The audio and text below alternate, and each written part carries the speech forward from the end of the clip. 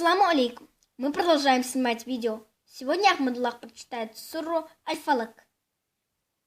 أعوذ بالله من الشيطان الرجيم بسم الله الرحمن الرحيم قل أعوذ برب الفلق من شر ما خلق ومن شر غاسق إذا وقب ومن شر النفاثات في العقد ومن شر حاسد إذا حسد.